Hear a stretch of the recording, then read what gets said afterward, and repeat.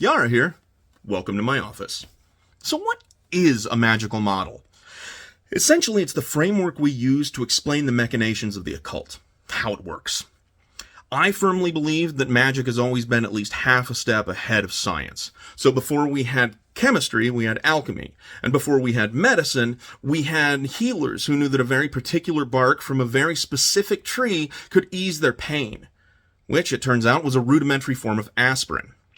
So if we approach it this way, then, we can view each model of magic as being a hypothesis. And since there is yet to be any proven explanation as to how any of it works, each model is equally valid. And under the umbrella of chaos magic, it's encouraged not only to be able to approach each one differently, but to be able to willfully transition between each one. With that being said, there are 7 models of magic, and even though I'll only be explaining each one very quickly, there's plenty of information out there regarding each one. The first model of magic, the spirit model, is often referred to as animism. It holds that everything has a spirit that can be communicated with. And proponents of this model then believe that magic is performed via the magician communicating with, bargaining with, or coercing spirits in order to get what the magician wants. The energy model, on the other hand, explains magic by introducing a new form of energy. Just like we have kinetic, thermal, potential, nuclear energy, gravitational, chemical energy, and much, much more, this model embraces a new form of energy that has yet to be discovered.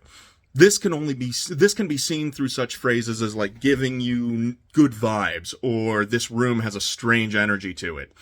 Here, the magician is simply manipulating an undiscovered energy in order to achieve their goals. Psychology is a relatively new science. John Stuart Mill believed that the mind could be investigated using scientific principles, and that was only in the early 1800s. The psychological model explains magic by stating that all that is done in magic is merely through controlling your own mind. So the placebo effect, subconscious manipulation, confirmation bias, hypothesis, altered states of consciousness, these are all tools for the magician in the psychological model. With the information model, all things in the universe exist as information. As such, magic then exists as a kind of life engineering or universal hacking. So in this model, grimoires become books on code, while sigils, servitors, and egregores all become programs. In order to achieve what the magician wants, they simply have to input the right code into reality through the use of symbols, language, and physical actions in order then to get the exact outcome that they're looking for. Coming from the Greek word hylo, meaning matter, and the Sanskrit word turiya, meaning pure consciousness, the hyloturia model frames the universe as the exhibition of different levels of consciousness. With roots in non-dual tantric thought, belief in this model demonstrates that matter and consciousness exist to interact with each other in a way similar to frequencies, like radio. So, just as different moods can be affected through the mood of someone else, the hyloturia magician changes their mental frequency in order to affect the frequency of the universal consciousness.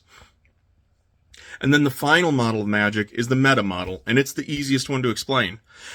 As I mentioned earlier, the encouragement of chaos magicians to fluidly transition between different models depending on the situation, that's all it is.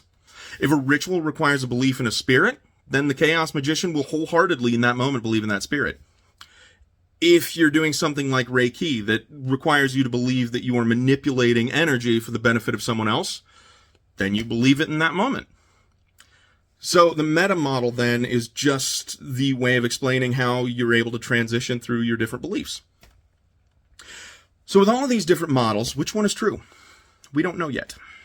And since we don't know, it doesn't really matter what you believe in as long as you're able to produce the results that you want. So, what magical model best represents what you think? Have you ever thought about switching to a different model? So, if you believe in spirits, try thinking of them as programs for a while. Or if you believe that everything is made of energy, is it that hard to believe that everything is then consciousness? So, give your belief to a new model for a while. If for no other reason, then you can.